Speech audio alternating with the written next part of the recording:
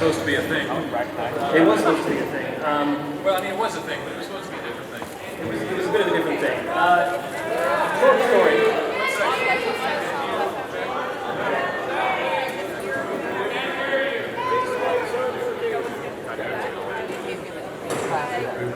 We'll use There you go. instead. There you go. You're also video game voice actor. All right, much better. So, by way of introduction, we had a presentation there that was going to introduce us as the people who are trying to discover what exactly it means to have a concept called anime evolution. Yes. Very briefly, though, before we get into that, I want to thank for the introductory video, Peach Mork for the storyboard, Megan Fures for the animation and layout, and Remy for the music composition. So thank you for the introduction. So yes, I am evolutionary theorist Dr. Jeremy Petter. Yes, and I'm evolutionary theorist Graham Stark from LoadingReadyRun, which is our favorite internet sketch comedy troupe, and hopefully yours too. Again, by way of sort of introduction, we do a weekly sketch comedy series as well as 2 series on a website called The Escapist Magazine, notably Unskippable and The Escapist News Network. Yeah, I've met Yahtzee. He's a nice guy. He's a surprisingly nice guy. Strange. But more important than us, our findings, sir. Yes, because we are scientists, you see. We've realized that anime evolution closely mirrors evolution in the real world, specifically that the strong survive and pass their traits onto the next generation. We have prepared some examples of this, which you would be seeing pictures of had things not exploded. You'll have to use your imagination. Subject 1, Vash the Stampede, much like the shy porcupine, when threatened by predators, can eject the sharpened hair quills from his head as a defensive mechanism, because goodness knows he never has any bullets. Naruto, sensing danger, can camouflage himself by blending in with a group of cats. Or by becoming a group of cats. Alphonse, like the ankylosaur, has a tough carapace that helps him avoid predators. In fact, it's really all he's got going for him. It's the Ankylosaurus. He was the last dinosaur. I know. And Yoko can distract predators and prey alike with her striking red hair. Yes. Yes. Okay, we're not scientists, which means you're probably asking yourself, why are we here? Why is a sketch comedy troupe opening an anime convention? Are they just that awesome? We are that awesome. Yeah, we are. But there's 2 main reasons why that's a silly question. Granted, we don't do many videos about anime, and the one that we did, I played a character who thought that it was stupid. Yeah, sure, that was a character. Just a character. Look, that's what I'm trying to say. The point is, we have a rich history of being anime nerds. This is where we get all old man about it, but you are very lucky to be anime fans today. When we were in high school, it was not cool to like anime. And some might argue that it still is, but they're not here right now. No, because those people suck.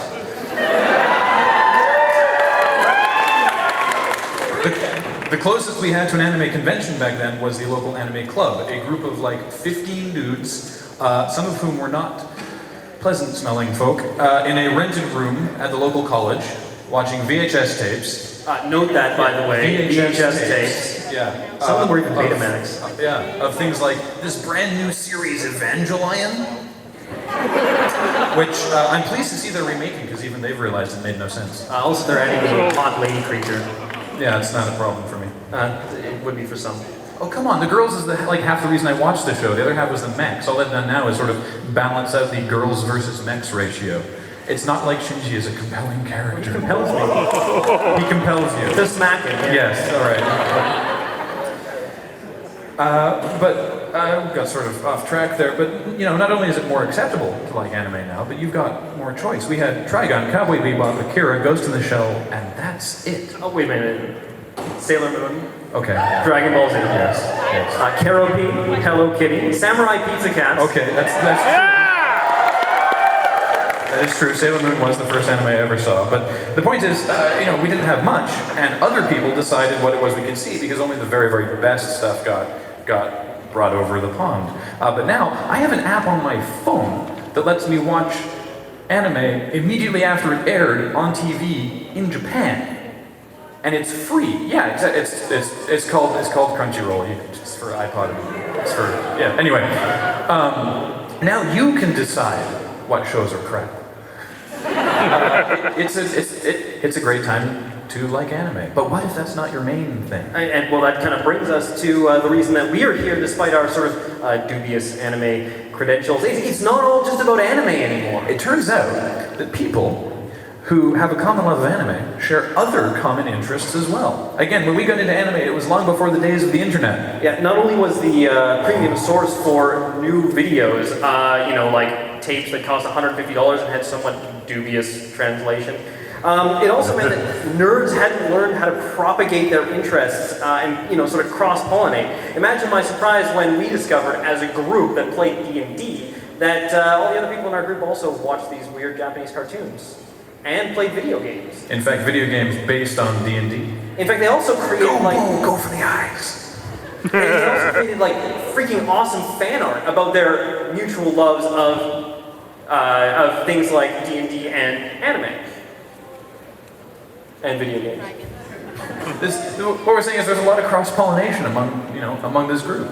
Yeah, it turns out when a lot of people get together who share a passion for something cool, they can actually create a lot besides an awesome community. And whether it's us sending out our geekdom over the internet through video, or Brian Lee O'Malley taking his love of anime and retro games to make one of the most culturally significant graphic novels of the 2000s. Or the doctors at BioWare saying, hey, we like video games, let's make that instead of medical software. The important thing is that... I'm glad they did.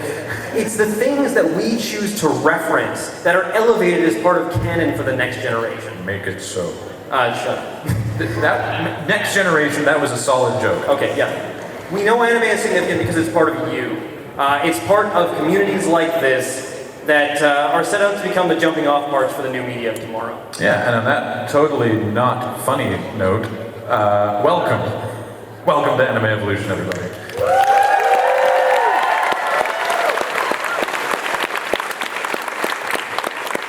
So we have a lot of people here. A lot of people here in the audience. A lot of people trying to get into the dealer's room. Yeah. Yeah. But also a lot of guests. Because it's not just the anime or the gaming or the art or the community that's awesome. There's also a lot of great people here for you to meet and hang out with. And we'd Running like to give you and generally being cool. a quick rundown of all the cool people you could expect to see. If any of them are here, just stand up and wave. The webcomic artist behind Wasted Talent, Angela Melick, is here. Yu-Gi-Oh! Nope. How about Yu-Gi-Oh! Bridge creator Martin Billany?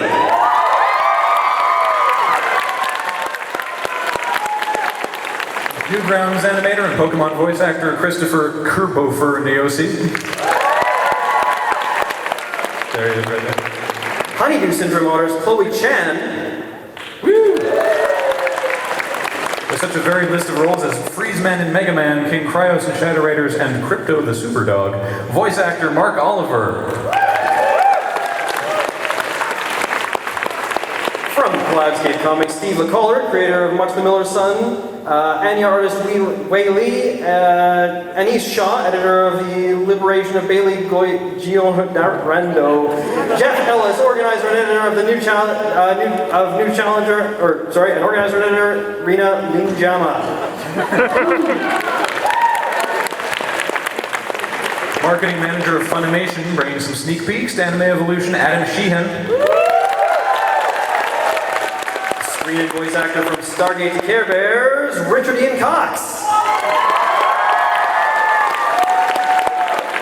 With a variety of video game voice acting roles, he's most recently the Banshee in StarCraft 2, one of my favorite units, Chris Smith.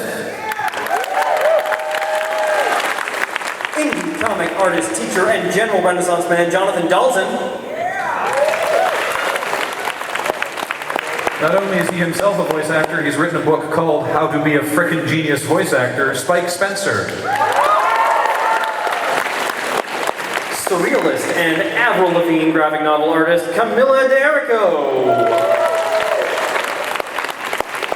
Improv, comedy troupe, and all-around cool people, Synaptic Chaos Theater. We'll have a variety of events. Acteur, amusement, and trained DJ Brian Dobson.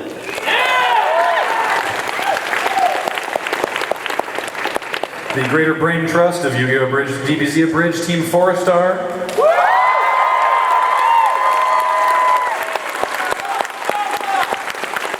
The voice of Shin and everyone's favorite Trunks, Matthew Erickson. His voice appears in Half-Life, Beast Wars, and The Incredible Hulk, Lee Tokar. Actor, director, producer, writer, gestalt, and former host of the Funimation podcast, Ton Havercorn. He's voiced parts in both My Little Pony and Death Note, Vincent Tong. Marieke Hendricke of Gundam Seed, Powerpuff Girls, and Transformers Cybertron fame. You didn't finish your sentence. It was sort of a bizarre inflection, I think. Comic artist from Udon, he's worked on Darkstalkers and Street Fighter, to name a few. Omar Dogan.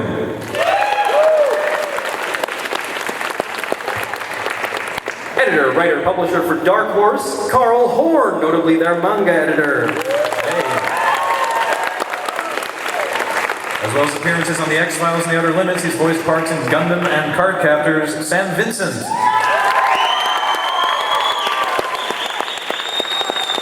And another Sam, the creator of Sam and Fuzzy, and illustrator for Yes Mag, Sam Logan.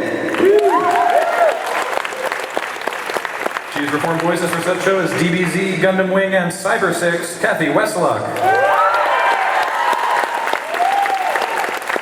Northwest Comics Collective and Artemis Creators Hypergate Studios. And he's played twins in Gundam and a member of S.H.I.E.L.D. in the Iron Man animated series, voice actor Alex Zahara. Composer and sound engineer and Pretty Cure end credits theme composer, Aiko Ishiwara.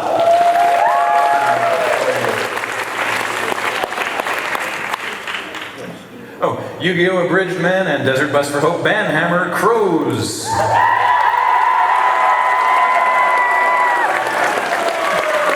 Actress with a career in armored suits on both sides of the Pacific with both Iron Man and Gundam credentials, Christy Marston. Space Coyote artist and Eisner Award winner Nina Matsumoto. And some jerks from a website called LoadingReadyRun. Some jerks called LoadingReadyRun. We have a bunch of panels, by the way, so you should check out a bunch of panels. So many awesome people to see.